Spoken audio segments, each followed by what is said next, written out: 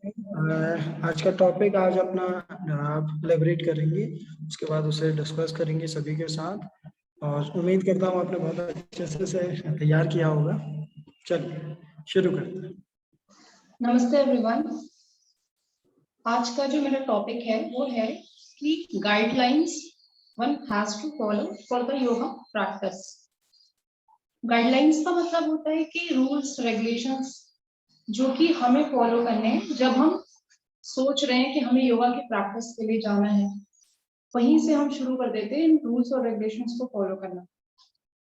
तो अगर हम बात करें कि आखिर क्या होते हैं ये रूल्स रेगुलेशंस और हमें क्यों जरूरत है इन रूल्स रेगुलेशंस को फॉलो करने की, तो हम सब जानते हैं कि योग एक डिसिप्लिन है। डिसिप्लिन मतलब डिसिप्लिन वर्ड से हमें समझ में आता है कि इसको फॉलो करने के लिए कुछ रूल्स रेगुलेशन हमें अपने जीवन में अपनाने पड़ेंगे, तभी हम एक डिसिप्लिन वे में इस प्रोसेस को कंप्लीट कर पाएंगे। तो आती है बात ये कि आखिर जो गाइडलाइंस है हम उसे कैसे हमेशा याद रखें, क्योंकि एक बार हम सुन लेते तो दिमाग से निकल जाते, कई बातें स्लिप हो जाती हैं।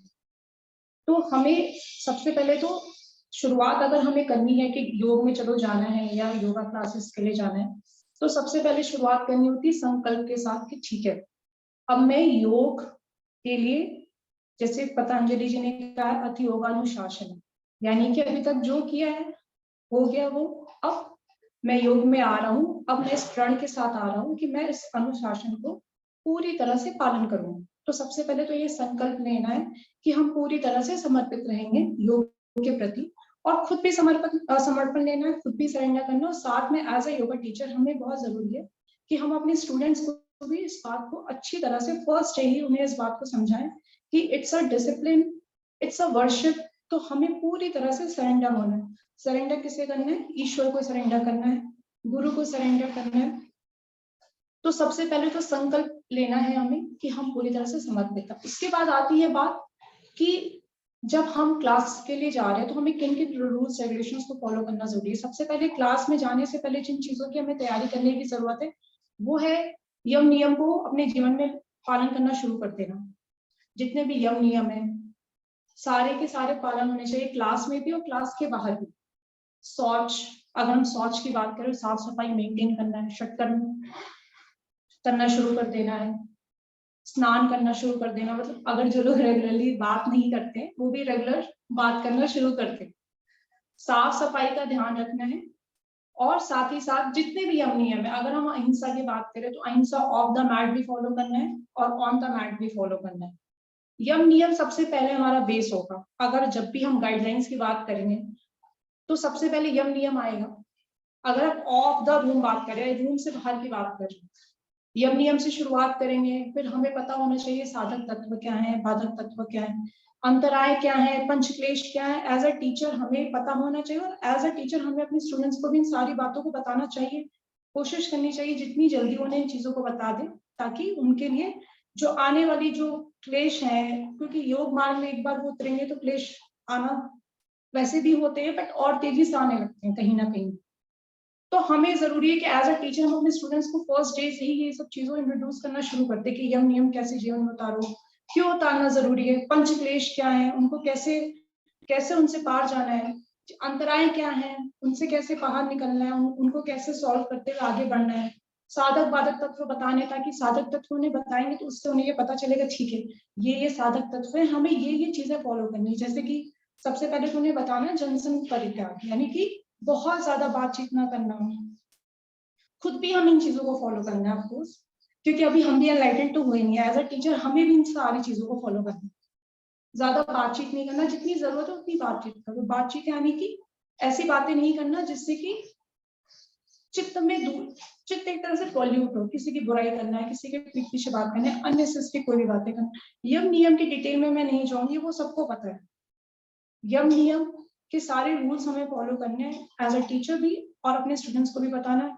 साधक बाधक तत्व के सारे रूल्स फॉलो करने हैं, सारी गाइडलाइंस में वो आएंगे, ये सारे पॉइंट्स आएंगे। अंतराय पता होने चाहिए, पंचक्लेश पता होने चाहिए, ये सब पता होना चाहिए एज अ टीचर भी हमें, और एज अ स्टूडेंट हमें एज अपने स्टूडेंट्स को भी बताना है। ये गाइडलाइंस में सारे पॉइंट्स आ जाएंगे। हम चाहें तो एक्सप्लेन भी पूरा डिटेल में कर सकते हैं अपने स्टूडेंट्स को, इन चीजों को बताना ही पड़ेगा ताकि वो उसे अपने जीवन में उतार सके।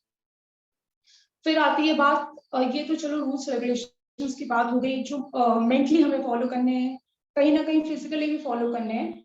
लेकिन बात अब इससे हट के अगर हम जाए तो एक आती है डाइट की भी। डाइट बहुत बड़ा इंपॉर्टेंट रोल प्ले करता है। तो डाइट अगर हम नॉर्मल बात करें, अगर हम योगा प्रैक्टिस के लिए अभी नहीं जा रहे हैं तो हमें हमेशा एक सत्व डाइट फॉलो करनी है। जब प्रैक्टिस के लिए जाएंगे तो ऑफकोर्स हमें खाली पेट जाना है, एम्प्टी स्टमक हमें प्रैक्टिस के लिए जाना है, इस बात का ध्यान रखना है। और शौच का मैंने बताया था, शौच में इस बात का भी ध्यान रखना है कि स्नान करने के बाद हमेशा कॉटन के लूज कपड़े पहनने चाहिए। आजकल हम देखते हैं कि लोग जो है अक्सर बहुत टाइट फिटिंग क्लोथ्स पहनते हैं जो कि सिंथेटिक का होता है। मैं अक्सर कई लोगों को देखती हूँ, मैं क्लासेस जब देखती हूँ, मैं कई लोगों को स्पेशली गर्ल्स को देखती हूँ जो बहुत टाइट लेगिंग्स पहनती हूँ और वो बहुत ही ज्यादा हार्मफुल होता है। एज ए टीचर हमें इस बात का पता होना चाहिए और हमें खुद भी ऐसे कपड़े नहीं पहनने चाहिए और अपने स्टूडेंट्स को भी इस बात को बताना चाहिए ये जो टाइट फिटिंग क्लोथ्स होते हैं वो बहुत ज्यादा हार्मफुल होते हैं, स्पेशली फीमेल रिप्रोडक्टिव सिस्टम के लिए। तो ये सारी छोटी छोटी चीजें हैं जो हमें खुद भी पता होनी चाहिए और हमें अपने स्टूडेंट्स को भी बताना चाहिए कि हमेशा हल्के कपड़े जो खुलेदार हो जिससे कि हवा आसानी से पास हो सके हमारे शरीर में, हमारे पोर्स में, इस तरह के कपड़े पहनने चाहिए।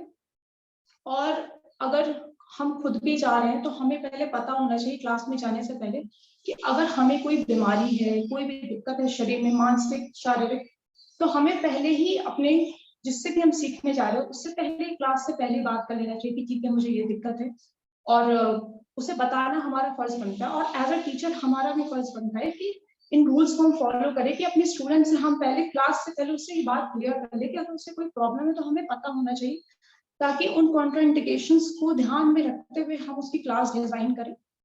ये चीजें हमें ध्यान में रखनी चाहिए। और अगर बात करें तो जब हम क्लास के लिए वह जाते हैं, रूम में अगर बात करें, चलो योगा रूम में एंट्री कर रहे हैं तो वहां का वातावरण कैसा होना चाहिए।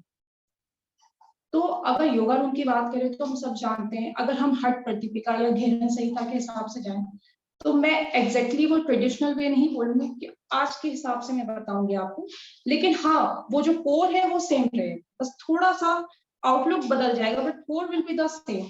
वेंटिलेशन प्रॉपर होनी चाहिए, साफ सफाई होनी चाहिए, क्लीन रूम होना चाहिए, वहां पे किसी भी प्रकार का कोई डिस्ट्रक्शन ना हो, इंसेक्ट्स नहीं हो या किसी भी तरह की सरफेस जो है हमारे जिसमें हम योगा कर रहे हैं वो समतल होना चाहिए, इवन होना चाहिए, उबड़ खाबड़ ना हो। वहां पे कोई ऐसा नॉइज लगातार क्रिएट ना हो रहा हो जो आपको साधना में जो है आपको परेशान करे।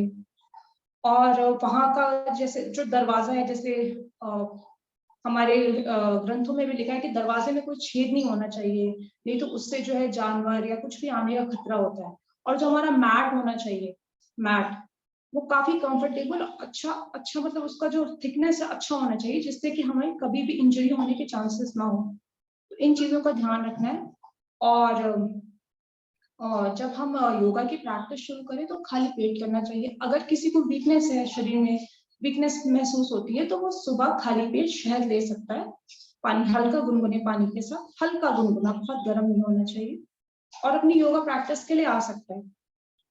तो अगर हम बात करें कि जब हम योगा प्रैक्टिस शुरू करने जा रहे हैं, अब तो ये बात होगी प्रैक्टिस के सारे पहले की बात होगी कि ये चीजें हमें पता होनी चाहिए, रूल्स रेगुलेशंस सारे पता होने चाहिए।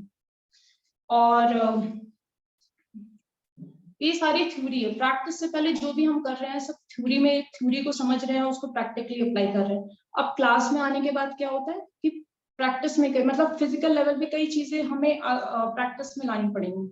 जैसे कि अब हम आ रहे हैं, मैट पे आ गए, तो जितने भी हमने यम नियम अभी मेंटली फॉलो किए थे वो सारे फिजिकली भी फॉलो करने पड़ेंगे मैट के ऊपर। हम सारे के सारे यम नियम, एक भी यम नियम नहीं बचेगा जो आपको मैट पे नहीं फॉलो करना है। क्लास के बाद अगर आप पूछना चाहोगे कि कौन सा यम नियम, अगर मुझे ये यम नियम फॉलो करना है तो मैट पे कैसे फॉलो होगा, वो भी मैं आपको समझा सकती हूँ। लेकिन मुझे ऐसा लगता है आपको खुद पता होगा, इसलिए मैं इसके डिटेल में नहीं जाऊंगी। यम नियम सारे ऑफ द मैट और ऑन द मैट दोनों फॉलो होने चाहिए। और अगर हम अहिंसा की ही बात करें, बहुत सिंपल तरीके से उसको ऐसे समझ सकते हैं, अगर मैट पे फॉलो करना है कि हमें अपने आप को पुश नहीं करना है, ओवर एक्सर्शन नहीं करना है, जैसे कि प्रयास बोला एक बाधक तत्व, प्रयास मतलब ओवर एक्सर्ट करना अपने आप को। इसका मतलब कि हम अक्सर हम हर जगह हम देख रहे हैं आजकल कि हर कोई योग को एक सिर्फ शरीर की प्रक्रिया बना के रखा हुआ है, बॉडी बेंडिंग एक पूरा प्रोग्राम हो चुका है योग कि हर कोई सिर्फ शरीर खोलने में, जो कि योग नहीं है। और हमें ये बात समझना चाहिए और हमारा ये कर्तव्य है कि हम अपने स्टूडेंट्स को भी इस बात को बहुत क्लियरली समझाएं, क्योंकि अगर योग में हम सिर्फ शरीर पे ही ध्यान दे रहे हैं तो मतलब हमने कोई नियम नहीं पालन किया। हमने सबसे पहले तो हिंसा को ही अपना लिया, सिर्फ शरीर को ही तोड़ने में लगे हुए हैं। तो ये तो हमने तो अहिंसा का ही पालन पहले नहीं किया, तो बाकी तो यम नियम बात की बात। अगर हमें अहिंसा को पालन करना तो सबसे पहले योग को सिर्फ शरीर के लेवल पे देखना बंद करना होगा, क्योंकि ये बहुत बड़ी हिंसा है खुद के लिए कि हम सिर्फ शरीर के तौर पे योग को देख रहे हैं, सिर्फ शरीर खुलने में लगे। हाँ, शरीर खुलना एक कह सकते एक साइड उसका वो है, आउटकम है, बट हमारा मेन फोकस हमेशा क्या होना चाहिए, कोर पे होना चाहिए, जो कि हमें इस बात का ध्यान रखना चाहिए गाइडलाइन में, और स्टूडेंट्स को भी बताना चाहिए कि yog is a process of soul not body. ये बात हमें खुद भी ध्यान में रखनी चाहिए और अपने स्टूडेंट्स को भी बताना चाहिए। तो हिंसा को हमें बिल्कुल भी प्रेरित नहीं करना चाहिए। अहिंसा को पालन करने के इस तरह से करेंगे, ऐसे सारे के सारे हम फॉलो करेंगे। सारे शौच तो हम कर रहे हैं, शुद्धकर्म करेंगे, स्नान करेंगे और साफ सुथरे कपड़े पहनेंगे, वातावरण अपने आसपास का साफ रखेंगे सारे। तब हम कैसे करेंगे, जो भी ऑन द मैट की मैं बात कर रही हूँ, जीवन में तो हर क्षण तब की परिस्थितियां आती ही रहेंगी। कोई भी परिस्थिति अगर उसको हम हंसते हुए मुस्कुराते हुए पालन कर रहे हैं और उससे भाग नहीं रहे तो वो तब ही कर रहे हैं। तो मैट पे कैसे करेंगे, मैट पे तब का अक्सर लोग ये मतलब समझते हैं कि हम अपने आप को पुश करें, जबरदस्ती पुश करें तो वो तब है नहीं। तब का ये मतलब है कि जहां तक जैसे कहते हैं ना कि पतंजलि जी ने, जब आप प्रयत्न करना जो आपका प्रयत्न भी बिल्कुल वो हो जाता है, शिथिल हो जाता है, तो वो आसन की सिद्धि होती है। तो तब का बेसिकली जो मैं समझती हूँ ये मतलब है कि वो स्थिति आ जाना जहां पे आप कर रहे हो पर आपको कुछ एहसास नहीं हो रहा, आपको मतलब दर्द नहीं हो रहा है, वो तब आएगा जब धीरे धीरे धीरे धीरे डेली हम प्रैक्टिस करते रहेंगे, डेली प्रैक्टिस करते रहेंगे। तो रेगुलरिटी भी बहुत इंपॉर्टेंट है, ये रूल रेगुलेशन में बहुत जरूरी है कि हम रेगुलर रहें। अक्सर हम अपने स्टूडेंट्स को भी देखते हैं कि वो रेगुलर नहीं होते क्लासेस में, तो हमें क्लास में इस बात को भी ध्यान रखना है कि हमने जो हमसे सीखने आ रहे हैं या अगर हम किसी से सीखने जा रहे हैं तो बहुत ज्यादा जरूरी डेडिकेशन, डिवोशन, सरेंडर, उसके लिए जरूरी है कि हम रेगुलरिटी को मेंटेन रखें। अगर हम रेगुलर रहेंगे तभी ऑटोमेटिक हम ऐसे स्टेट में जा पाएंगे जहां पे हम तब हमारा शरीर तब को झेलने के लिए तैयार हो जाए। अगर हम रेगुलर नहीं रहेंगे तो हम तब की स्टेट में कभी नहीं पहुंच पाएंगे, क्योंकि हमारा वो लेवल ही नहीं डेवलप हो। तो तब डेवलप हो उसके लिए बहुत जरूरी है कि हम रेगुलर प्रैक्टिस करें, रेगुलर निरंतर अभ्यास, जो कहते हैं पतंजलि जी, साधु दीर्घ काल निरंतर अभ्यास फल, जो उनका वो है, वो हमें सूत्र उसको फॉलो करना है। और क्लास शुरू करने से पहले प्रेयर की बहुत महत्वता है, जो कि हमारा जो क्लास है, हमारा योग है, उसके बिना अधूरा है अगर हम प्रार्थना नहीं कर रहे, ईश्वर से नहीं जुड़ रहे। क्योंकि प्रार्थना पहले तो सबसे पहले क्या है, योग क्या है, मैंने अभी भी बोला कि आत्मा की जो यात्रा है वो योग है। तो ये आत्मा की यात्रा यानी कि जो हमारे आत्मा को जो रोक रहा है, हमारा अहंकार, उसको खत्म करने के पिघलाने की ये जो पूरी जर्नी है। तो प्रार्थना सबसे पहले हमारे अहंकार को पिघलाती है, हमारे अहंकार को मेल्ट करती है। तो शुरुआत में ही हम जैसे प्रार्थना करते हैं, सरेंडर करते हैं ईश्वर को, तो उसी वक्त हमारा जो अहंकार है वो पूरा पिघल जाता है, पूरा पिघल जाता है, और हमारी जो आत्मा है पूरी निखर के आती है, और वो हमें मदद करती है अपनी पूरी प्रैक्टिस में, थ्रू आउट द प्रैक्टिस।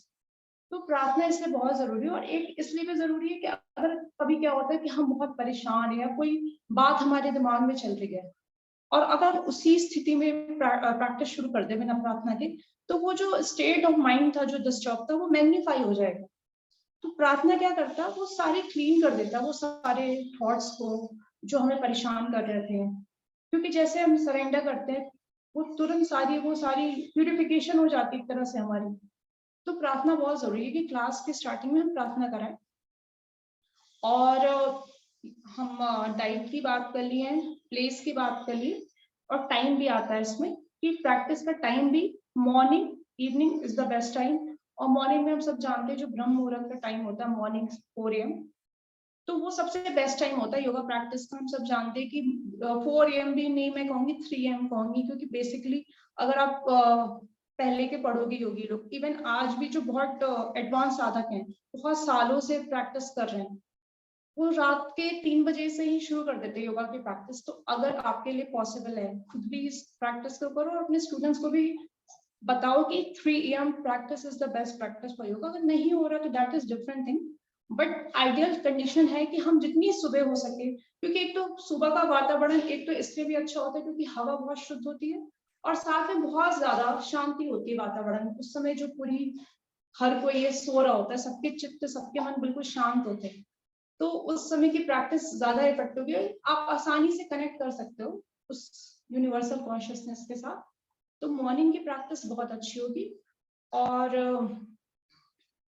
जो रूल्स रेगुलेशंस है of the mat, on the mat, जो है यही थे बेसिक। अब मैं बता देती हूँ कि हाँ, एक ये भी था कि क्या कहते हैं, जो भगवत गीता में एक जो श्लोक है युक्त आहार विहार से, उसको भी पालन करना पूरी तरह से जरूरी है। अगर उस श्लोक को लेंगे तो सब कुछ आ जाता है उसमें, कि आपको अपने आचार विचार व्यवहार, आप क्या खा रहे हो क्या पी रहे हो, सब कुछ उसमें आ जाएगा, पूरी लाइफ स्टाइल चेंज है।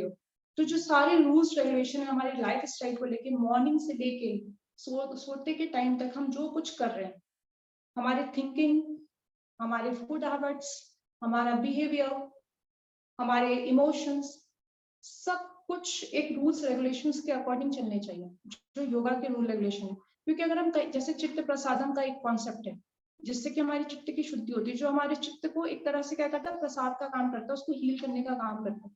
तो ये सारी चीजें हमें पता होनी चाहिए और हमें एज अ टीचर अपने स्टूडेंट्स को भी बताना चाहिए, ताकि उनके लिए आसान हो सके इस मार्ग में आगे बढ़ पाना। और इस बात का ये हो गया क्लास से पहले, क्लास के बीच में, और क्लास के एंड में हमें क्या करना है कि क्लास हमेशा जब भी हम एंड करेंगे, कुछ ना कुछ ऐसी प्रैक्टिसेस करानी जरूरी है, जिससे कि जब साधक क्लास खत्म करे तो पूरी तरह से जिस स्टेट के साथ उसने शुरू किया था, कभी कभार इंसान अच्छे स्टेट के साथ नहीं शुरू करता, बट प्रार्थना करा के हम उसे एक बहुत शांत स्टेट में ले आते, तो जिस स्टेट के साथ उसने शुरू किया था उससे भी ज्यादा बेहतर स्टेट के साथ वो जाए। ये हमें होना चाहिए कि इस चीज की श्योरिटी हो। मैं जो भी गाइडलाइंस बता रही हूँ बेसिकली एज अ टीचर मैं आपको बता रही हूँ, बट अगर हम किसी के पास सीखने भी जाते हैं तो हमें इस बात का ध्यान रखना चाहिए कि जब हम क्लास छोड़ रहे हैं, क्लास खत्म कर रहे हैं, तो हमारी मन की जो स्थिति है वो और बेहतर होनी चाहिए पहले के कंपैरिजन में, जिस जो लेकर हम आए थे। और हमें जरूरी है कि एज अ टीचर हम भी इस बात को इंश्योर करें कि जो हमारे पास आ रहा है वो क्लास के एंड में और ज्यादा बेहतर मन की स्थिति के साथ जाए, शरीर की स्थिति के साथ जाए, जिस स्थिति के साथ वो आया था। ये हमारी रिस्पॉन्सिबिलिटी है। तो इसके लिए हमें रिलैक्सेशन प्रैक्टिसेस अच्छी होती है कराना, इसलिए हम अक्सर योगा की प्रैक्टिसेस प्राणायाम से खत्म करते हैं। प्राणायाम, ध्यान, मुद्राएं, बंध, ये सारी प्रैक्टिसेस जो होती है, योग निद्रा, ये सब बहुत अच्छी प्रैक्टिसेस हैं, हमारी पूरी तरह से मन को बिल्कुल शांत कर देती है। जो एक विचारों की जो एक घटा छाई रहती है ना चित्त के ऊपर, वो बिल्कुल साफ हो जाती है। जैसे प्राणायाम का पतंजलि जी ने बोला है कि जो वो बादल है, वो जो काला, वो पूरा छट जाता है चित्त के ऊपर से, तो सबको साफ दिखाई देने लगता है, प्रकाशित हो जाता है चित्त का स्वरूप, आत्मा का स्वरूप। तो वही चीज है, ये रिलैक्सेशन प्रैक्टिसेस से वैसे ही होता है। तो रिलैक्सेशन प्रैक्टिसेस के साथ ही हमें अपनी क्लास को एंड करना है। और फिर एंड में फिर एक प्रार्थना आती है, और प्रार्थना में हमें क्या ध्यान रखना है कि कुछ ऐसी प्रार्थना कराएं जिससे कि अभी क्या है कि क्लास खत्म हुई है, हर कोई बहुत ज्यादा शांत होता है और अपने एक कह सकते हैं अपने बहुत ही सत्व स्वरूप में होता है। क्योंकि अपना चाहे वो तामसिक मनुष्य तो खैर नहीं, बहुत कम चांस है कि वो क्लासेस के लिए सोचे भी, अक्सर रासिक इंसान आएगा या सत्व इंसान आएगा। तो जो रासिक मनुष्य आ रहा है वो उसकी सारी जो एक्सेस एनर्जी लेके आया था, वो एक्सेस थॉट्स, एक्सेस एनर्जी अपने शरीर में, वो सारी रिलीज हो जाती है। हमें इस बात का ध्यान रखना है कि एज अ टीचर हम उसको ऐसी सीक्वेंस दें, ऐसी प्रैक्टिस दें कि वो बिल्कुल शांत स्टेट में आ जाए, वो सत्व में आ जाए। तो जब हम बहुत सत्व स्टेट में होते हैं, जब हम प्रैक्टिस खत्म कर रहे होते हैं, तो प्रार्थना ऐसी होनी चाहिए उस समय जो सबके कल्याण की भावना वाली प्रार्थना होनी चाहिए, क्योंकि उस समय हम इतने इतने खुश हैं, इतने शांत हैं, हम आसानी से कनेक्ट हो सकते हैं उस कॉन्शियसनेस के साथ। तो हम जो भी प्रार्थना करेंगे वो तुरंत पहुंचेगी, तुरंत स्वीकार की जाएगी, क्योंकि उसमें कोई स्वार्थ नहीं होगा, उसमें कोई कहते हैं ना स्व केंद्रित स्वार्थ नहीं होगा, अपना सेल्फ सेंटर्ड या सेल्फिश वाला कोई मोटिव नहीं होगा। इतना मन शुद्ध हो जाता है, दिल इतना खुल जाता है, आत्मा इतनी ज्यादा उस समय कहते हैं इतना ज्यादा खुश हो जाती है कि हम उस समय सबके मंगल की कामना करना चाहते हैं, सबके खुशियों की कामना करना चाहते हैं। तो उस समय कुछ ऐसा होना चाहिए, शांति पाठ हम कर सकते हैं या मंगल मैत्री कर सकते हैं, सबके मंगल के लिए कोई ना कोई ऐसी हमें करानी चाहिए प्रेयर या शांति पाठ कराना चाहिए। सबके मतलब पूरे सबके, इस धरती से लेकर पूरे ब्रह्मांड जितने भी कॉन्शियसनेस है, प्लेन ऑफ कॉन्शियसनेस, सबके कल्याण के लिए हमें प्रार्थना करानी चाहिए। और क्लास के एंड में हमें इस बात का ध्यान रखना चाहिए कि जब क्लास खत्म हो जाए तो जो इंसान है, जो भी हमारे स्टूडेंट्स है या हम खुद भी अगर कर रहे हैं, तो शरीर पूरी तरह से ठंडा हो जाना चाहिए। एटलीस्ट कम से कम 30-40 मिनट अपने शरीर को देना चाहिए रिलैक्स करने के लिए, नॉर्मल होने के लिए। और उसके बाद ही हमें स्नान करना चाहिए या भोजन करना चाहिए। और हाँ, क्लास के दौरान इस बात का भी ध्यान रखना चाहिए कि हम खुद भी अगर क्लास में जा रहे हैं, अब हम खुद एज अ योगा टीचर है तो हमें ये रूल्स पता होते हैं, बट जो हमारी क्लास में आ रहे हैं सीखने के लिए उन्हें नहीं पता होते हैं, तो हम उनको फर्स्ट इस बात को बता सकते हैं क्लास शुरू होने से पहले ही कि क्लास में अगर आपको कोई भी डाउट है, कुछ भी है, तो आप उस समय या तो पूछ लो, अगर प्रैक्टिस को लेके कोई है, या फिर अगर कोई आपको चीज समझ में नहीं आ रही है थ्योरी को लेके, तो आप क्लास के बाद पूछ सकते हो। तो ये चीज हम खुद भी फॉलो करें कि क्लास के बीच में डिस्टर्बेंस को कभी ना क्रिएट करें, चाहे वो कोई भी क्लास हो, चाहे प्रैक्टिकल क्लास हो, थ्योरी क्लास हो। एज अ टीचर भी हमें अपने स्टूडेंट्स को इस बात को इंश्योर करना चाहिए कि क्लास के बीच में डिस्टर्बेंस, क्योंकि इससे एक जो लय होती है पढ़ाई की वो पूरी टूट जाती है। अगर क्योंकि हर कोई अपना अपना क्वेश्चन लेकर आएगा तो डिस्टर्बेंस होगी। तो हमें ये रूल फॉलो करना चाहिए कि हमें कभी भी अपने टीचर को, अपने गुरु को कभी भी बोलते हुए उसे नहीं तोड़ना चाहिए बीच में। तो ये चीज हम खुद भी फॉलो करेंगे और अपने स्टूडेंट्स को भी बताएंगे क्लास के बीच में डिस्टर्बेंस ना क्रिएट करें, क्योंकि ये बहुत बड़ा डिस्टर्बेंस, बहुत बड़ा डिस्ट्रक्शन होता है। जो भी डाउट है क्लास के बाद आप पूछ सकते हैं। और अगर किसी को प्यास लग रहा है, हमें खुद भी प्यास लग रहा है, तो पानी थोड़ा ही पीना चाहिए, नहीं बहुत ज्यादा पानी पी लेंगे। और अपने स्टूडेंट्स को भी ये बात बताना चाहिए, चाहे प्रैक्टिस के दौरान भी और प्रैक्टिस के तुरंत खत्म होने के बाद भी नहीं बहुत पानी पीना, एटलीस्ट आधा घंटा समय देना है पानी के लिए, खाने के लिए। और प्रैक्टिस के बाद भी जितने भी रूल्स रेगुलेशंस हैं सारे फॉलो करने, सारे फॉलो करने, बस इतना ही है।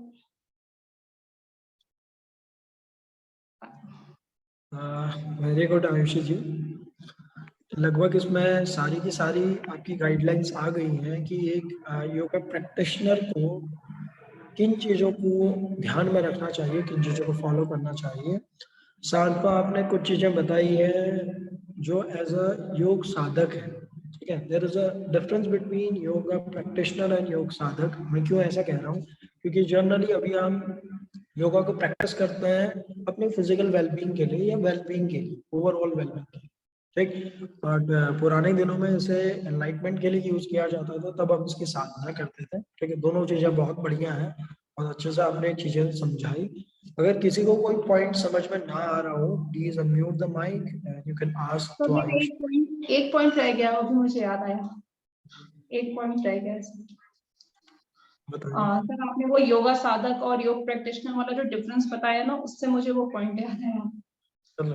तो ये भी है कि आजकल बहुत योगा टीचर्स हैं, बहुत ज्यादा है, तो हम बहुत ज्यादा डिस्ट्रैक्ट हो जाते हैं कि देख के कि जिसकी सबसे ज्यादा डिमांड है हम उसके पास चले जाते हैं। बट हमें ऐसा नहीं करना चाहिए। हमें हमेशा ये देखना चाहिए उसकी क्वालिटीज, उस टीचर की, उस गुरु की, क्योंकि वो क्या वो सच में एक योग का साधक है भी या नहीं है। बिकॉज हम जिसके पास जा रहे हैं, जिसको सरेंडर कर रहे हैं, हम उसके जैसे ही बन जाने वाले हैं। तो बहुत जरूरी है आंखें खोल के हम पूरा पता करें कि हम किसके पास जा रहे हैं, उसकी पूरी हिस्ट्री हमें पता होनी चाहिए, उसके बारे में सब कुछ पता होना चाहिए। इसमें काफी अपवाद है वैसे आयुषी जी, क्योंकि बहुत अपवाद है वैसे, इसमें बहुत ज्यादा आपको वो देखने को मिलेंगे, कॉन्फ्लिक्ट देखने को मिलेंगे, ठीक। बिकॉज जितने भी योगा प्रैक्टिशनर हैं, एट द एंड एक ह्यूमन बीइंग वही बांट पाएगा जो उसके पास है। समझ पा रहे हैं, ठीक है। जो उसके पास है वही वो बांट पाएगा। अगर उसके पास फिजिकल फिटनेस है, अभी वो आत्मा के बारे में कुछ नहीं जानता, आत्मा के बारे में वो इतना ही जानता है जितना बाहर सब्जी बेचने वाला जानता है, ठीक है, उसके पास कुछ ज्यादा वर्ड्स हैं, उसके बाद कम वर्ड्स, ठीक है, और दोनों के लिए आत्मा उतने ही दूर है, ठीक। तो उस वक्त अगर वो योग से लोगों को जोड़ने का काम कर रहा है, ठीक, या अपने अंदर जो भी चीज उसने योग से फील की, ठीक, वो अगर वो बांट रहा है तो उस वक्त भी वो ठीक है, ठीक है। ऐसा नहीं कि पहले आपने अलाइनमेंट ही को पाना है, उसके बाद पहले ऐसा किया जाता था, ठीक है, नहीं कह रही हूँ सीक्रेट हुआ है, सीक्रेट मेथड थी और सीक्रेटली से प्रैक्टिस किया जाता था, ठीक है। आज के रूप में ये थोड़ा सा क्या हो गया, परिवर्तित हो गया है, और आपका पॉइंट भी अपनी जगह पे सही है, मैं उसे समझ सर, पा रहा मैं कह रही हूँ सर, मैं तो खुद भी नहीं एनलाइटेंड हूँ, तो सर इसका like ये थोड़ी ना है कि मैं नहीं सिखा, ये तो मेरे खिलाफ ही हो जाएगा सर। मैं ये कह रही थी कि मतलब थोड़ा तो सर रिसर्च करने की जरूरत है, क्योंकि मैं हूँ। देखती हूँ बिल्कुल, कई लोग कहीं भी चले जाते हैं और वो फिर बहुत सफर करते हैं बाद में, मैंने देखा है सर, इसलिए मैं कह रही हूँ आपको थोड़ा रिसर्च करने की जरूरत है, आप किसको बिल्कुल, सरेंडर करो।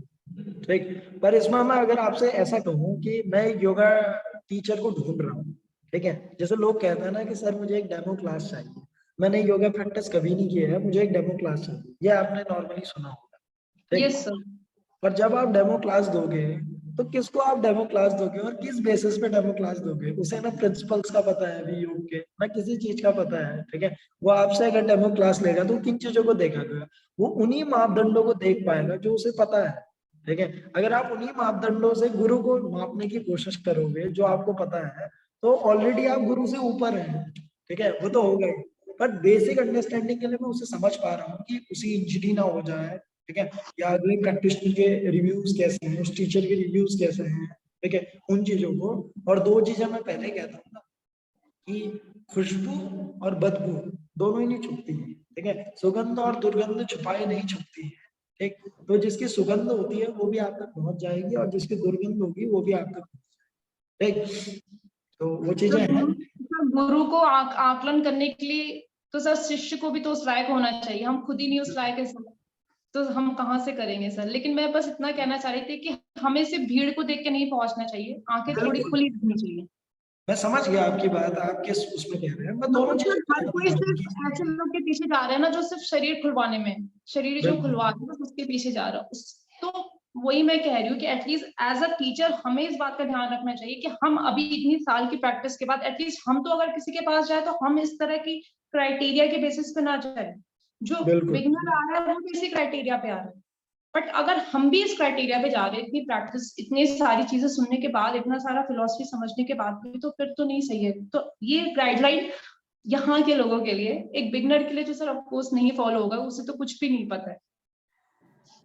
वही है, यहाँ पर को फ्रंट एंड और बैक एंड कहा जाता है ना, यहाँ पर दो प्रकार की गीता है इसमें, जैसे कृष्ण की गीता है, ठीक है, श्रीमद् भगवत गीता, और एक है अष्टावक्र जी की गीता। अगर आप में से किसी ने अष्टावक्र जी की गीता के बारे में सुना है, ठीक, तो श्री कृष्ण की गीता को कोई भी अपनी लाइफ में फॉलो कर सकता है, ठीक है, कोई भी, ठीक है, और जैसे चाहे वैसे कर सकता है। देखो, बिजनेसमैन अपने तरीके से श्रीमद् भगवत गीता को देखते हैं, ठीक है, एक चोर भी अगर उसे पढ़ेगा ना तो उसमें से अर्थ निकाल लेगा, वो बोलेगा कि अच्छा इसका मतलब ये है, ठीक। एक अगर धनी व्यक्ति, एक दानी व्यक्ति, एक कर्म योगी, एक ज्ञान योगी, एक भक्त योगी, कोई भी श्रीमद् भगवत गीता को पढ़े तो उसमें से देखेगा कि कुछ ना कुछ यूज, ठीक। और अगर हर कोई अष्टावक्र की गीता को पढ़े तो हर किसी को समझ में नहीं आने वाला, ठीक है, बहुत कम लोगों के समझ में आएगी, जिनका लेवल उसके इर्द गिर्द होगा या जो वो पात्रता रखते होंगे उन्हीं को अष्टावक्र की गीता समझ में आता है, ठीक। तो आपके पास भी दोनों टाइप के स्टूडेंट आएंगे, शुरुआत में किसी को भी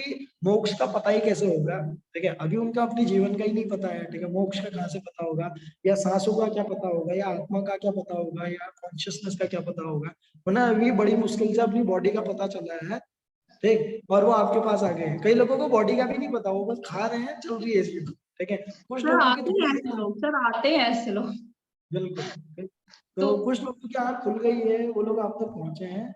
अब हमारी रिस्पॉन्सिबिलिटी है कि अगर आपने योग के मार्ग में शरीर के अलावा किसी चीज को अनुभव किया है, that can be your breath, that can be your thoughts, your emotions, ठीक है, और अंदर की इंट्यूशन, अपने किसी अंदर सेल्फ को, इनर सेल्फ को अगर आपने फील किया है, किसी न्यू सेंटरिंग को फील किया है, न्यू आंसरिंग को फील किया है, तो उसको आप उसके अंदर इंट्रोड्यूस करें, अपने पैशन को उस तक पहुंचाएं, तो धीरे धीरे अगला बंदा भी क्या होगा, वो आपके आनंद को देख के अपने आप अट्रैक्ट हो जाएगा और उसे समझ में आ जाएगा कि there is something bigger than the physical.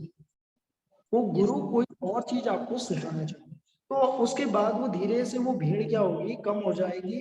कुछ लोग तो शरीर पर ही रहेंगे, ठीक है। सभी लोग समझ लीजिए कि उच्च कोटि के साधक नहीं बन जाएंगे, उनका पूरा का पूरा मार्ग को फॉलो करते हैं वो आएंगे, ठीक है। तो वो अपनी जगह पे वो भी ठीक है, ठीक।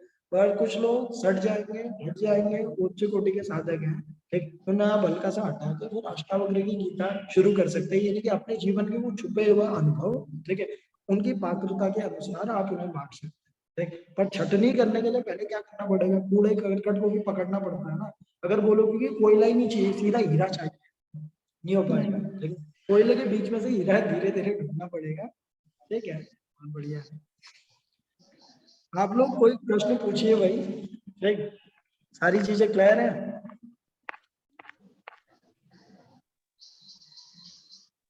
सर मुझे एक चीज कहनी थी। जी अभी तो हम प्रैक्टिशनर की बात करें, जैसे योगा टीचर है तो सबसे पहले उनकी रिस्पॉन्सिबिलिटी बनती है कि फिजिकली और मेंटली जो भी उनके पास स्टूडेंट आ रहे हैं वो उनको क्या प्रॉब्लम रही है, क्या हिस्ट्री है उनकी। बिकॉज एक स्टूडेंट को नहीं पता है कि उसके लिए कौन से आसन बहुत अच्छे हैं और कौन से बहुत नेगेटिव भी हो सकते हैं, जो उनको उनकी हेल्थ को और बहुत ज्यादा डैमेज कर सकते हैं रादर देन उनको ठीक करने के। तो ये चीज बहुत ज्यादा इम्पोर्टेंट है बिकॉज मैंने खुद फेस करी है। बिल्कुल, ठीक। तो यही है ना, सभी के कुछ ना कुछ अनुभव जुड़े हैं भाई, और वो अपने नजरिए से योगा टीचर को, योगा लाइन को देखते हैं, ठीक। जैसे सोनाली जी ने बताया कि पहले ही अगर क्या कर दो, इत्तला कर दिया जाए कि अगर आपको इस प्रकार की व्याधि है तो आप इन चीजों को प्रैक्टिस ना करें, ठीक है, इन चीजों में थोड़ा सावधानी रखें, तो थोड़ा सा वो अलर्ट रहेगा, ठीक है। उससे इंजरी काफी कम की जा सकती है। अगर हम इस चीज बात का ध्यान ना रखें और बस, मैंने पहले कहा ना, भेड़ बकरियों की तरह अगर किसी को भी क्या कर लोगे, क्लास में आने दोगे, ठीक है, या नहीं देखोगे कि बैकग्राउंड कैसा है, क्या व्याधि है, और सबसे मेन चीज, आप योग को क्यों प्रैक्टिस कर रहे हैं, ठीक है। एग्जैक्टली। सबसे मेन चीज ये मैं रखता हूँ कि आप योग को क्यों प्रैक्टिस कर रहे हैं, आप जिम में क्यों नहीं चले जाते, ठीक है, या दूसरी जगहों पे क्यों नहीं जाते, ठीक है। योग में ऐसा आपको क्या लगा कि आप इसके साथ प्रैक्टिस करना चाहते हैं, आपके लगभग सारे प्रश्न एक बार में सॉल्व हो जाते हैं अगर आप इस प्रश्न को पूछते हैं, ठीक। लगभग लगभग आपको सारी कहानी एक ही बार में, एक ही स्टेटमेंट में, कुछ ही स्टेटमेंट में क्लियर हो जाएगी कि अगले व्यक्ति को क्या दिक्कत है या क्यों वो आपके साथ प्रैक्टिस करना चाहता है। आपकी सारी की सारी क्लासेस अपने आप आपके सामने आ जाएगी, ठीक है, अगर आप इन चीजों को भी रखें। और हाँ, फैमिली बैकग्राउंड और थोड़ा बहुत उसके फिजिकल को इश्यू है, मेंटल को इश्यू है, ठीक है, उन चीजों को भी हमें समझना चाहिए, ठीक। और कक्षा के दौरान या समय के साथ साथ वो चीजें पता भी लग जाती हैं, उन पर भी हमें ध्यान देना चाहिए, किसी भी चीज को नजरअंदाज नहीं करना चाहिए, ठीक। ये कुछ चीजें हैं। और आपको कोई पॉइंट लगता है जो योगा प्रैक्टिस के लिए बहुत ज्यादा जरूरी है, जो रह गया है, अगर आप उसे फॉलो करते हैं तो प्लीज ऐड अप कर सकते हैं, ठीक। पर ध्यान रहे उस पॉइंट को आप भी फॉलो करते हैं, ठीक है, वो सिर्फ आपके पास बातों में ना हो। सर हाँ जी। मुझे एक बात आपसे पूछनी थी। अभी आपने बताया ना योग आप क्यों किस लिए ज्वाइन करें, as this is the era of marketing advertisement, तो हम मोक्ष का तो एडवर्टाइजमेंट नहीं करेंगे। ठीक है।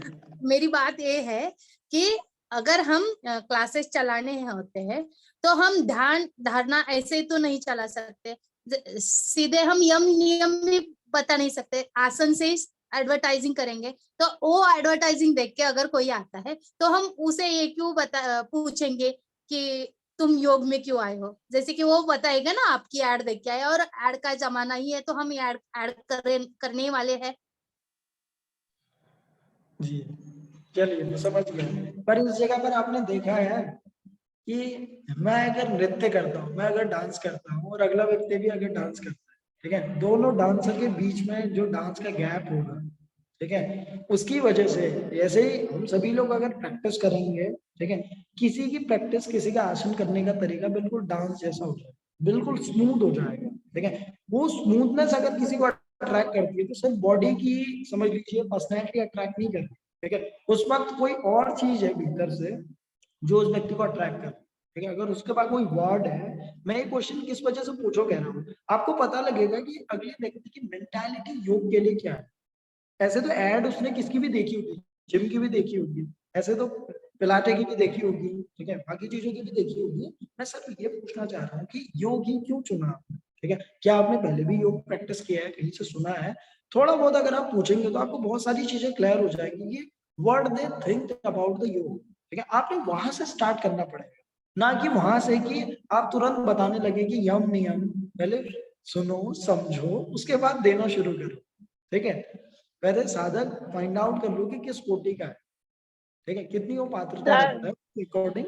जी जी सर बट धन्यवाद सर। मुझे ऐसा लगता है कि जैसे विद्या जी ने बोला है, ये जो क्वेश्चन अगर हम करते भी हैं तो इसके आंसर भी हमें पता है कि आंसर क्या आना है सामने से, क्योंकि नहीं, सेम नहीं जैसे होंगे आपने बोला ऑप्शंस। अधिकतर सर मोस्टली ऐसा ही होने वाला है। हो सकता है कि 100 में से कोई एक बंदा ऐसा आ जाए कि वो बोले कि मुझे रियल में योग करना है और थोड़ी बहुत जानकारी रखता हो, बट सर अधिकतर तो फिजिकल लेवल पे ही करने आने वाले हैं कि मेरे को ये बीमारी है, मेरे को बिल्कुल, ठीक होना है, मैं मुझे मोटापा है, मेरे को पतला होना है, या फिर आप फिट हो तो मुझे भी फिट होना है, या मुझे फ्लेक्सिबल होना है। 3-4 चीजें यही बोलने वाले हैं लोग।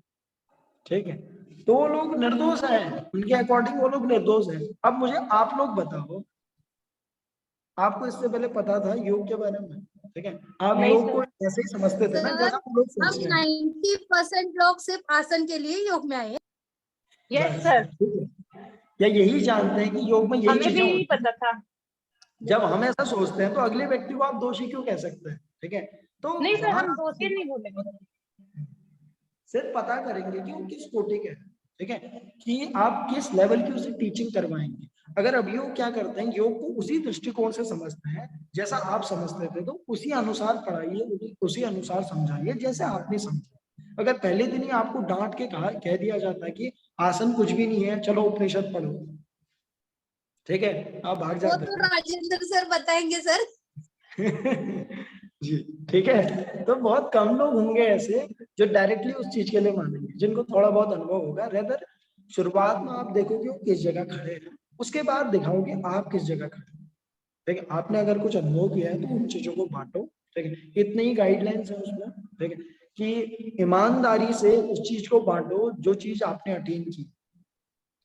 मैं चिल्लाता फिरूं कि मुझे मेडिटेशन के बारे में सब कुछ आता है, सारी चीजें पता है, मैं मेडिटेशन करवाता हूँ, ये गाइडलाइंस टूट गई अगर मैंने कभी मेडिटेशन अटेन नहीं किया है। ठीक, मैं नहीं समझता कि किसी को मेडिटेशन कभी सिखाया जा सकता है ऐसे, ठीक है। उनकी विधियों की पृष्ठभूमि बनाई जा सकती है कि अगले व्यक्ति को मेडिटेशन लग जाए, पर नहीं सिखाया जा सकता, ठीक है। आपके पद चिन्हों पर भी अगर कोई चले, तो जैसे किसी डांसर को आप फॉलो करते हैं, वो डांसर होना और उसको फॉलो करना बहुत ही दिन रात का अंतर, ठीक। तो ऐसा ही है, मीरा को फॉलो करना और मीरा होना दिन रात का अंतर है, ठीक। तो वही चीजें हैं कि आप रियलिस्टिकली पहले उन चीजों को अटेन करें। अगर आप सिर्फ अभी आसन समझते हैं, जानते हैं, प्राणायाम का नहीं पता और धारणा का नहीं पता, ध्यान का नहीं पता, तो मैं मानता हूँ ऐसा योगा प्रैक्टिशनर भी हमें निर्दोष है, ठीक है। उसे भी सिर्फ आसनों के बारे में पता है, वो आसनों को बांटता है, ठीक। पर मैं कहता हूँ कि उसने थोड़ा बहुत गहराई में जाना चाहिए। आसनों की गहराई में भी अगर आप जाओगे तो कहीं ना कहीं आप प्राणायाम की गहराई को पकड़ लो, ठीक, आप धारणा की, ध्यान की गहराई को पकड़ लो। कई लोग जैसे सूर्य नमस्कार है, सूर्य नमस्कार अपने आप में मैं पूरा का पूरा कह रहा हूँ कि ध्यान तक पहुंचने की विधि है, ठीक। अगर ध्यान से तरीके से सूर्य नमस्कार को प्रैक्टिस कर दिया जाए तो आसन उसी में है, प्राणायाम उसी के अंदर है, ठीक है, और ऐसा फ्लो है कि धीरे धीरे आप ध्यान तक पहुंच जाए, ठीक। पूरा का पूरा रास्ता है, किसी भी चीज को आप गहराई से खोदते हैं, देखते हैं, तो आप पूरा का पूरा पहुंच जाएंगे। बट अगर आप थोड़ा थोड़ा थोड़ा आसन के बारे में जानते हैं, थोड़ा प्राणायाम के बारे में जानते हैं, थोड़ा ध्यान के बारे में अपनी नॉलेज इकट्ठा कर ली है, and you are on the field कि आप बांटने लगे, तो मैं कहता हूँ कि ऐसे में आपको थोड़ा रुकना चाहिए, ठीक है। थोड़ा ईमानदारी से खुद से पूछो कि आप बांटने योग्य हो अभी, ठीक है। आप खुद कंफ्यूज्ड हो तो अगले व्यक्ति को क्या दोगे, कंफ्यूजन दोगे, इससे अच्छा तो मत दो, ठीक है। थोड़ी बहुत अहिंसा करो, इतनी ज्यादा हिंसा मत करो, ठीक। तो उस वक्त रुकना चाहिए, थोड़ा बहुत अपने ऊपर काम करना चाहिए, थोड़ा बहुत और इंफॉर्मेशन और ज्यादा अनुभव को इकट्ठा करना चाहिए, फिर चीजों को बांटना चाहिए। वो क्या होंगी, अंदर से आएंगी फिर चीजें। अभी क्या है, बाहर से आ रही है चीजें और बाहर को जा रही है, ठीक। पूरी की पूरी योगा जो क्लास अभी आयुषी जी ने समझाई उसको आप समझ पाए? शुरुआत में कैसी माइंड बॉडी सेंटरिंग थी, आज व्यक्ति को भीतर की ओर मुख होता है, ठीक है। और आखिर में हम क्या करते हैं, व्यक्ति को सर्व कल्याण की तरफ यानी कि बाहर की ओर जोड़ते हैं। ठीक, इस बीच के 1 घंटे में आपने क्या किया, उसके भीतर जो ऊर्जा है, उसके भीतर जो प्रेम है, उसके भीतर जो विचार है, भाव है, उनसे उसको मिला। ठीक, यही होगा प्रैक्टिस है। अब शुरुआत में आप इंटरनलाइज कर दो, लास्ट में आप एक्सटर्नलाइज कर दो। ऐसे ही आपने खुद के साथ भी करना है। इंटरनलाइज हुई है, अपने अंदर कूदिए, अपने अंदर छलांग लगाइए, देखिए अपने अंदर क्या क्या है। अगर कुछ ब्यूटीफुल मिलता है, इस समंदर में कूद के अगर कोई मोती मिलता है ना, तो छुपा के मत रखना। ठीक है, फिर उसको बांटना और सही लोगों को बांटना। ठीक है, वही खोज क्या है अपनी क्लास को बनाने का तरीका। वो सभी लोग उस मोती को नहीं देख पाएंगे, सभी लोगों के समझ में नहीं आएगा कि ये मोती है। आपने अगर कोहिनूर हीरे की कहानी सुनी हो तो आपको अच्छे से समझ में आ जाएगा कि कोहिनूर हीरे से छोटे बच्चे फुटबॉल खेल रहे थे, ठीक, या एक दूसरे को मारने वाला ऐसा कुछ गेम खेल रहे थे, और उसके पिता देखते हैं और कहते हैं कि ये क्या है। ठीक है, जब उसे हीरे की परख हो जाती है तो सबसे बड़ा हीरा उसके घर में पड़ा था और वो पूरा का पूरा संसार घूमता है भिखारी की तरह। ठीक है, तो ऐसा ही होगा, आपके भीतर का मोती हर कोई नहीं देख पाएगा, आपकी आंखों की चमक, आपके जीवन का सौंदर्य हर कोई नहीं देख पाएगा। पर पहले मैं कहता हूँ ईमानदारी से खुद से पूछो, क्या आपने उसे देखा है? अगर देखा है तब बांटना शुरू करना, नहीं देखा है तो पहले देखो, अपने अंदर कूदो, अपने अंदर के द्वंद्व को देखो, कंफ्यूजन को देखो, इन सारी चीजों को ईमानदारी से देखो, कूदो अपने अंदर, अपनी हर एक क्रिया को देखो, हर एक फ्रस्ट्रेशन को देखो, हर एक समझ लीजिए मानसिक तनाव को देखो, कार्य करने की शैली को देखो, आपको चीजें खुद क्लियर हो जाएंगी कि क्या आपने लोगों को बांटना। आपने अहिंसा करनी है तो कुछ ब्यूटीफुल बांटो। ब्यूटीफुल बांटने के लिए आपके पास कुछ ब्यूटीफुल होना चाहिए। ठीक, वो होने के लिए आपने कोयलों के बीच में से हीरे को ढूंढना। ठीक है, तो ये चीज है। और कोई अगर चीज आपने जोड़नी हो या कोई पॉइंट आपको कंफ्यूजिंग लग रहा हो तो वी कैन डिस्कस। सर ये करके हाँ आप हमें डिमोटिवेट कर रहे हैं। क्या, कैसे डिमोटिवेट कर रहा हूँ? सर जैसे कि हम थोड़े सभी का थोड़ा थोड़ा नॉलेज रखते हैं, पूरा तो नहीं रखते। जितना भी खोजो, आपने जैसे बोला ना third stage is the unlimited, वो कंप्लीट हो ही नहीं सकती, तो वो भी थोड़ा ही है, तो क्या करें? थर्ड स्टेज में बट आप क्या होंगे, कनेक्ट हो जाएंगे किसी और सुप्रीम पावर से। ठीक, आप उस वक्त मीडियम बनेंगे, और मीडियम बनेंगे तो क्या होगा, कहीं और से इंफॉर्मेशन आएगी। जब महर्षि पतंजलि खुद अपने सामने कर्टेन लगा के चीजें बताते हैं, ठीक, या चीजें समझ लो अपनी नहीं समझते हैं। ठीक है, जब आपको ऐसा लगने लगे कि किसी आनंद को आपने फील किया पर बांटते वक्त कोई और आता है।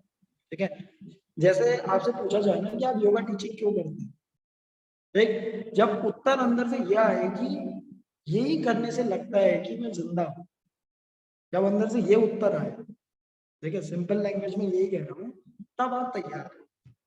जब बांटने के अलावा कुछ ऑप्शन ही ना बचे, अभी हमारे पास ऑप्शन है कि हम ये भी सीख लें, ये भी सीख लें, ये भी सीख लें, और अंदर से आता है कि चलो बांट भी दें। ठीक है, थोड़ा बहुत हमने इन्फॉर्मेशन को इकट्ठा कर लिया, अनुभव नहीं, इन्फॉर्मेशन इकट्ठा कर लिया और हम इसे बांट लें। ठीक, उस वक्त आपने रुकना चाहिए, उस इन्फॉर्मेशन को अनुभव में कन्वर्ट करना चाहिए, और जैसा भी वो अनुभव है, अनुभव हमेशा बांटने योग्य। देख, मैं सिर्फ यही कह रहा हूँ, मैं आपको डिमोटिवेट नहीं कर रहा हूँ। देख, आपका भी जीवन और समय बचा रहा हूँ, और बाहर जो मासूम लोग हैं उनका भी जीवन और समय बचा रहा हूँ। ठीक है, तो ऐसा आप उसे समझ सकते हैं। तो इन्फॉर्मेशन नहीं, हमेशा अनुभव बांटने चाहिए। अगर अनुभव नहीं है तो रुक जाओ, कुछ देर चुप रहो। ठीक है, अपने अंदर कूदो, जांचो परखो, चीजें पता हो तब मुंह खोलो। अगर चीजें नहीं पता होंगी तब मुंह खोलोगे तो हमेशा फंस जाओगे, और फंसने के साथ साथ आपका जो आत्मविश्वास होगा ना, आपकी जो आत्मा होगी वो हमेशा नीचे झांकेगी। ठीक है, उसका सर नीचे हो जाएगा। ऐसे इससे अच्छा हमने रुकना चाहिए, ईमानदारी से देखना चाहिए कि क्या मुझे ये चीजें पता है, अगर पता है तो बांटो, नहीं पता है तो पता करो।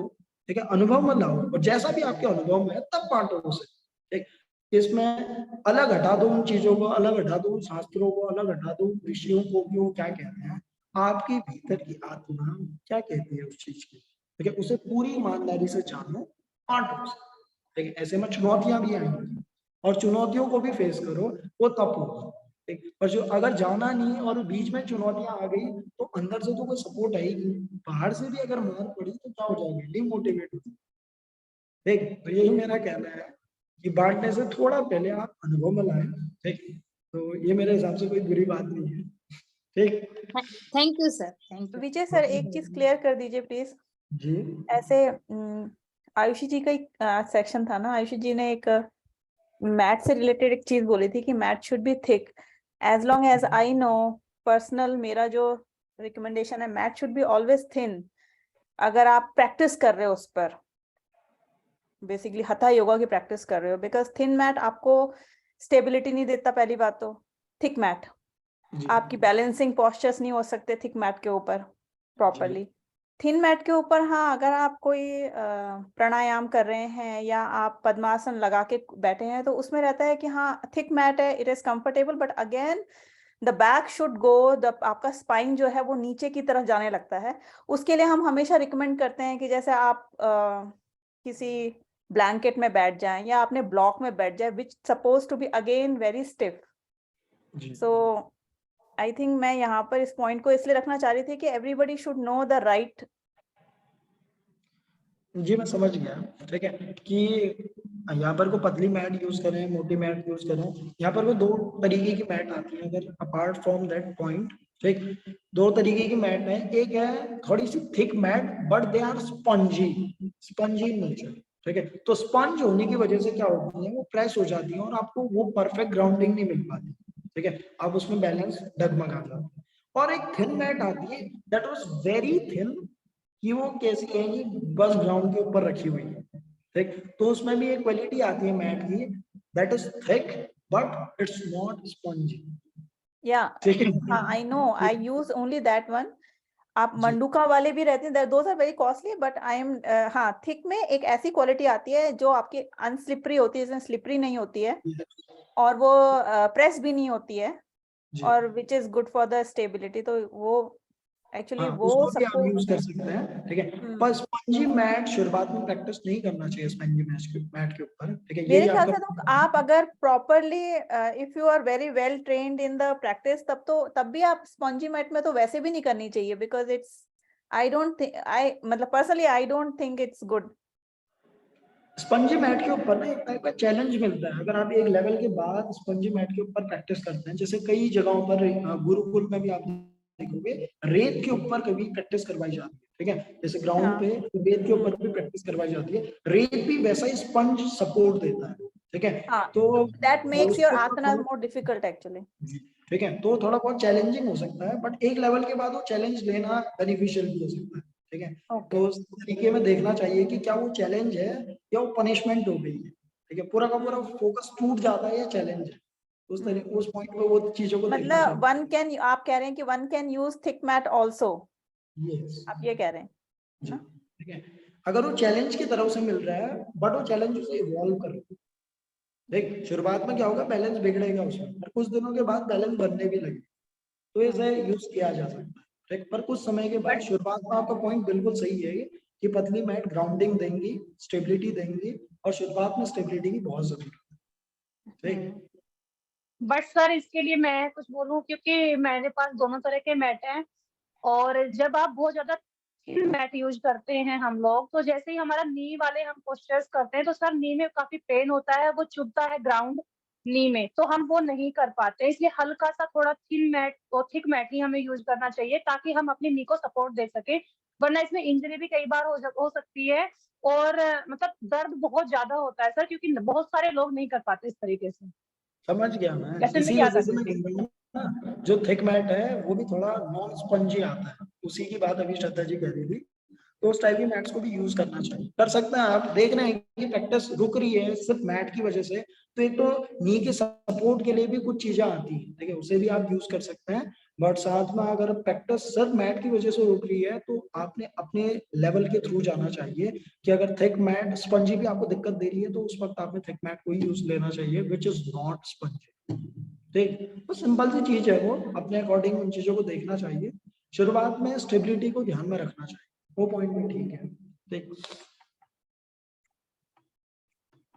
सर मैथ से रिलेटेड एक पॉइंट और है हमें हमेशा अपनी मैट यूज करनी चाहिए, किसी और की नहीं, क्योंकि उसमें आपकी अपनी एनर्जी, अपनी जो भी है उसमें होती है, जो भी पॉजिटिविटी नेगेटिविटी है, तो कभी दूसरे की मैट नहीं यूज करनी चाहिए। यस, ठीक है, ये भी बहुत अच्छा पॉइंट है। आप लोगों ने भी मैट के बारे में भी ये चीज है, और घर में अगर जिस जगह पे आप प्रैक्टिस करते हैं, कभी देखेंगे कि उस जगह पर अगर आप क्या करते हैं, परेशान जब हैं, उस जगह पे आप कुछ देर बैठ जाइए, जिस जगह पे आप प्रैक्टिस करते हैं रेगुलरली, अगर उसी जगह पे आप प्रैक्टिस करते हैं, तो उस जगह पर एक अलग लेवल का एनर्जी फील होता है, ऑरा होता है, ठीक है। उसे आपने क्या किया है, खुद कमाया है समझ लीजिए, ठीक। तभी गुरु की जगह पर किसी शिष्य को नहीं बैठने दिया जाता था शुरुआत में, वो इसी वजह से कि वो दोनों के लिए हार्मफुल हो सकता है, ठीक। तो इसी वजह से तो उसे आसन कहते हैं, इस वजह से उस सीट को भी आसन कहते हैं, ठीक है। किसी जगह पर जहां पर आप बैठते हैं उसे भी आसन कहते हैं, क्योंकि वो आसन भी क्या देगा आपको, आसन का ही लक्षण देगा, स्थिरता और सुख देगा, ठीक है। इसी वजह से आसन की जो डेफिनेशन है वो सिर्फ भौतिक आसनों के लिए नहीं है, ठीक है। किसी जगह पे आप बैठते हैं ना, उस चीज को भी आसन कहते हैं, और स्थिर सुखम आसन वहां पर भी होता है, ठीक। विजय सर, ये बात आपने बिल्कुल सही बोली है, 100% ये लागू होती है। I practice every day in one place. जैसे ही मैं उस प्लेस में आती हूँ, आई कनेक्ट इमीडिएटली।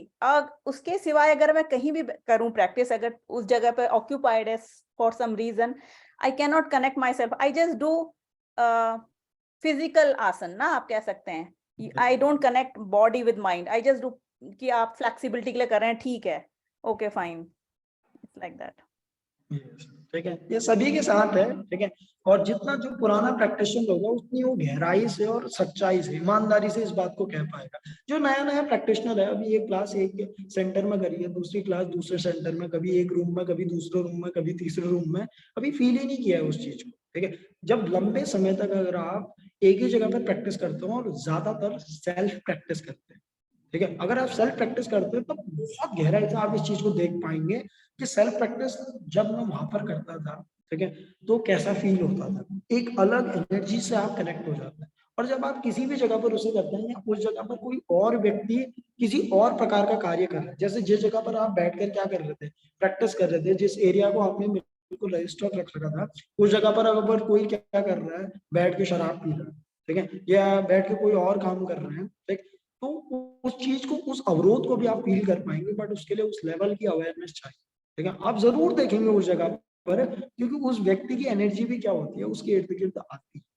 या ठीक। तो एग्जैक्टली। हमें अब जैसे कोशिश करनी हम लोग यहाँ पर चाहिए। हैं, तो अब भाई सभी लोग वाइन और ड्रिंक तो करते ही हैं, इट्स वेरी नॉर्मल हेयर, है ना। अब घर पे भी जो करते ही हैं, जो भाई हस्बैंड भी करते ही हैं। तो मेरा जो प्रैक्टिस वाला पोर्शन है वो पूजा घर है, तो वहां कोई नहीं आ सकता ना चप्पल Yes. पहन के आ सकता है। तो और मतलब इसलिए वो एक तरह से वो एनवायरनमेंट हमेशा ऐसा रहा है कि इट्स वेरी क्लीन, मतलब वो रूम ही अलग है। वो इसी वजह से आपने अच्छी जगह चुनी हुई है, वहां पर कोई भी खुद भी नहीं जाना चाहेगा और शराब नहीं पीना चाहेगा, इस प्रकार के कार्य नहीं करना चाहेगा, तो खुद ही रिस्ट्रिक्शन होंगे इसके लिए, ठीक। हाँ, और कोई भी अलग प्रकार की वहां पर क्रियाएं नहीं होंगी, जितनी भी रिलेटेड होंगी वर्कशिप के और सेंटरिंग के, ठीक है, उसी एग्जैक्टली। से रिलेटेड है। वो तो बहुत बढ़िया जगह है मंदिर के, या जिस भी जगह पर आप, तभी मठ जैसे कहा जाता था, वो मंदिर का ही दूसरा नाम, ठीक है। तो मठ भी जब बनाते थे तो बहुत मंदिर की तरह उसे बनाया जाता था, कि उस जगह पर आप क्या करेंगे, पूजा ही करेंगे, पर अपने भीतर के भगवान के लिए पूजा करेंगे, खुद को ढूंढने के लिए वो पूजा करेंगे, ठीक। तो योग इसी का नाम है, बहुत अच्छा ही पॉइंट है। और कोई पॉइंट आप ऐड करना चाहें तो सर मुझे एक क्वेश्चन पूछना है। जी। हाँ, आयुषी मैडम ने बोला ना कि इफ एनीवन फील्स वीकनेस, तो खाली पेट गुनगुने पानी के साथ शहद ले सकते हैं। जी। तो सर मेरा एक क्वेश्चन है कि अगर वीकनेस फील हो तो उसको योगा करना चाहिए, वहां पे स्टॉप करना चाहिए? वीकनेस किस लेवल की है उसके ऊपर वो बात कर रही है आयुषी जी। आयुषी जी बात कर रही है, जैसे सुबह आप उठते हैं, फास्टिंग होती है ना सुबह के वक्त, ठीक है, आप रात भर का फास्ट रख के सुबह के वक्त प्रैक्टिस करते हैं। तो अब अगर आपको लग रहा है कमजोरी भूख की वजह से, ठीक है, बहुत लो हो रहा है, तो ऐसे में हम क्या करते हैं, ग्लूकोज पीते हैं कुछ ऐसा, ठीक है। तो आपका नेचुरल ग्लूकोज एक प्रकार का क्या है, शहद है, वो बहुत अच्छा समझ लीजिए, आपको एनर्जी प्रोवाइड करेगा उतनी देर के लिए, और एक्टिव बना देगा, ताकि आप अंदर की छुपी हुई एनर्जी को बाहर निकाल पाए। वो अपने आप को पॉइंट बिल्कुल सही है। अगर वीकनेस ऐसी है कि आप बीमार है, पूरा बदन टूट रहा है, ठीक है, और आप शहद पी के प्रैक्टिस करने जाओ, इसकी बात नहीं कर रही है आयुषी जी, ठीक है, तो पॉइंट बिल्कुल डिफरेंट है और ये पॉइंट बिल्कुल डिफरेंट है। ठीक है sir, thank you sir. Sir hello. हाँ जी, हाँ सर, मैं कुछ चीज कहना चाह रहा था। बिल्कुल जैसे बिल्कुल। भी बात चल रही थी डेमो क्लासेस की, और जो आपके पास स्टूडेंट्स आते हैं सीखने के लिए, इनको खुद को क्लैरिटी नहीं है कि योग है क्या, कि वो परमात्मा से जुड़ने वाला साधन है या फिर एक फिजिकल मीन्स ही होके रह गया है। तो मैं अपना एक एक्सपीरियंस शेयर करना चाह रहा था कि जैसे मेरे पास कोई स्टूडेंट आते हैं, डेमो क्लास के लिए आते हैं, तो मैं एक डेमो क्लास देने के बाद उनसे एक मैंने क्वेश्चनियर बनाया हुआ है, अगर टाइम है तो मैं उसको पढ़ भी सकता हूँ। उसमें 7 क्वेश्चंस हैं। मैं वो 7 क्वेश्चन उनको देता हूँ, हर स्टूडेंट को देता हूँ, और अलग अलग इंडिविजुअली मैं उनसे बोलता हूँ कि आप इस क्वेश्चन, 1 पेज का है वो, ज्यादा बड़ा नहीं, आप उसको आंसर कीजिए। और जब वो आंसर कर देते हैं तो मैं इंडिविजुअली उसको फिर हैंडल करता हूँ, उनसे इंडिविजुअल बात करता हूँ उस टॉपिक के ऊपर कि ठीक है आपकी ये इशू है, आपकी ये इशू है, आपकी ये इशू। तो उससे क्या होता है कि एक तो मेरी क्लैरिटी हो जाती है कि स्टूडेंट को कितना पता है योग के बारे में। दूसरी बात ये कि वो जो स्टूडेंट है उसको खुद को भी पता चल जाता है कि मुझे क्या चाहिए योग से। मैं अगर यहाँ पे क्लास करने के लिए आ रहा हूँ तो मैं, मेरी एक्सपेक्टेशंस क्या है, मैं क्या करना चाहता हूँ, मुझे क्या गेन होने वाला है 1 महीने के अंदर या 6 हफ्ते की क्लासेस में। तो मैं ये चाहता हूँ कि मतलब अगर ये प्रैक्टिस आप लोग सब लोग कर सकें, एक क्वेश्चन बना लीजिए 7 से 8 क्वेश्चन का या 10 क्वेश्चन का, 1 पेज पर आ जाए, जिसमें टिक मार्क करने वाला हो या ये सिंगल लाइन का राइट अप हो, कुछ इस तरह का। तो बहुत बेनिफिशियल होगा स्टूडेंट को समझने के लिए भी, स्टूडेंट भी आपको समझ जाएगा, आप भी स्टूडेंट को समझ जाएंगे, और काफी हद तक आप उसको हैंडल कर पाएंगे क्लासेस के अंदर। Yes, very good. ठीक है, बहुत अच्छा तरीका है। कपिल जी, आप ग्रुप में उस क्वेश्चनियर को शेयर भी कर सकते हैं अगर आपकी अनुमति हो तो। ठीक है, यस सर, बिल्कुल बिल्कुल सर, मैं शेयर करता हूँ। मैं अभी पढ़ देता हूँ सर, अगर 2 मिनट है तो मैं पढ़ दूं। बिल्कुल बिल्कुल सर 1 मिनट होल्ड कीजिए, मैं पढ़ देता हूँ।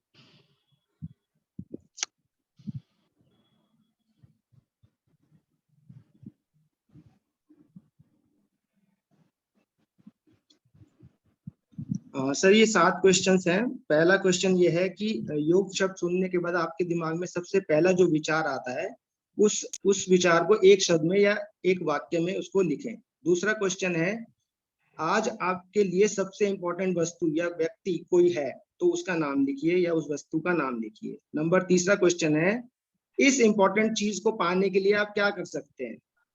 नंबर चौथा क्वेश्चन है, इस इंपॉर्टेंट चीज को पाने के लिए आप क्या नहीं कर सकते, आपकी लिमिटेशंस क्या है, आप क्या नहीं करोगे।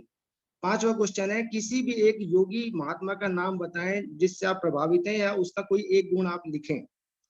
नेक्स्ट क्वेश्चन इज, ऐसी कोई एक आदत के बारे में लिखें जिसको आप अपनाना चाहते हैं। और लास्ट क्वेश्चन है, किसी एक आदत के बारे में लिखें जिसको आप छोड़ना चाहते हैं। Very good. मैंने ये क्वेश्चन बनाया हुआ है सर, तो जब स्टूडेंट इसका आंसर करते हैं तो मैं समझ जाता हूँ कि मतलब मुझे उनको कहाँ पर हैंडल करना है, उनकी नॉलेज थोड़ी बहुत कितनी है, कितनी नहीं जानते हैं, या अगर मैं 1 महीने में अगर उनकी उन आदतों को ही छुड़वा दूं या उनकी किसी एक अच्छी आदत को अपनाने के काबिल हो जाते तो उनको प्रोग्रेस अपनी पता चल जाती है कि हाँ 1 महीने में एटलीस्ट मैंने कुछ तो प्रोग्रेस करी ही है इस क्लास के अंदर। तो थोड़ा असेसमेंट स्टैंड पॉइंट आप सेट कर देते हैं कि देखिए अभी आप यहाँ पर हैं, ये करना चाहते हैं, 1 मंथ बाद आप उन लोगों को थोड़ा बहुत अचीव करने में मदद करते हैं तो खुद ही चेंज दिख जाता है। और दूसरी चीज देखिए, अगर हम लोग भी किसी प्रैक्टिशनर के पास जाते हैं, किसी टीचर के पास जाते हैं और सेम यही क्वेश्चन अगर हमसे पूछा जाए तो देखिए हमारा माइंडसेट बिल्कुल चेंज हो जाएगा।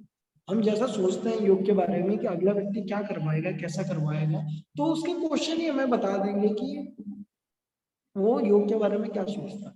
ठीक है, तो आपका स्टूडेंट भी खुद ही समझ जाएगा कि व्हाट दे वांट। ठीक है, वो किस प्रकार की कक्षा को आगे करवाने वाले हैं, किस लेवल पे काम करने वाले हैं। सिर्फ बॉडी से रिलेटेड नहीं है, वो माइंड के ऊपर हैबिट के ऊपर भी काम करने वाले हैं। ठीक है, तो ईमानदारी से अगर सही स्टूडेंट है जो नहीं कनेक्ट होने वाला है, तो इस जगह पर एक और पॉइंट में जोड़ता हूँ, ये जो डेमो क्लास है ना, वो कभी समझ लीजिए स्टूडेंट नहीं लेता टीचर।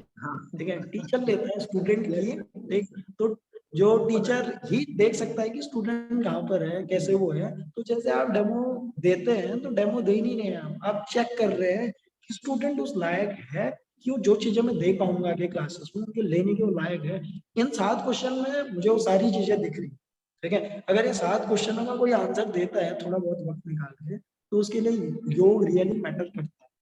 ठीक है, अगर उसने किसी और फिटनेस स्ट्रीम के साथ अपनी फिजिकल फिटनेस बनानी चाहिए उससे इस विद्या का भी मान रहेगा, आपका भी मान रहेगा। ये बहुत अच्छा क्वेश्चन है, ठीक है, हम सभी ने इसे फॉलो करना चाहिए। बहुत बढ़िया है, बहुत अच्छा इनोवेटिव आइडिया है ये। वेल डन, चल बहुत बढ़िया, बहुत अच्छा कक्षा रहा आज। अगर कुछ क्वेश्चन बचे हो किसी के, तो कल हम स्टार्टिंग में उसे डिस्कस कर लेंगे, उसके बाद हम कल के टॉपिक को पूरा करेंगे, ठीक है। आज के लिए चलिए, समय पूरा हो गया है। एक बात कहनी थी। जी जी, thank you so much sir, मेरी जो बातें पॉइंट्स रह गए थे वो आपने कवर किया, और अरे वाह। थैंक यू आप सब लोगों को मेरे को सुनने के लिए। And thank you so much Vijay sir. आप, मैं जब भी आपकी क्लास अटेंड करती हूँ, मुझे हमेशा कुछ ना कुछ नया ही सीखने को मिलता है, और मेरा विजडम है वो और ज्यादा डेवलप हो जाता है आपके विजडम से। Thank you so much sir. बहुत बढ़िया, आप सभी लोगों को सीखने का शौक है और मुझे सिखाने का शौक है, ठीक है। इसके लिए सभी को धन्यवाद और प्रणाम। Thank you sir. Thank you sir. Thank you Ayushi ma'am, thank you sir. धन्यवाद विजय सर, धन्यवाद आयुषी जी, धन्यवाद सर। धन्यवाद Kapil sir. Thank you Ayush ji, बहुत अच्छा कराया तुमने, बहुत ही अच्छा पढ़ाया है। Thank you so much Kapil sir. Thank you Kapil ji, thank you so much. Thank you Kapil.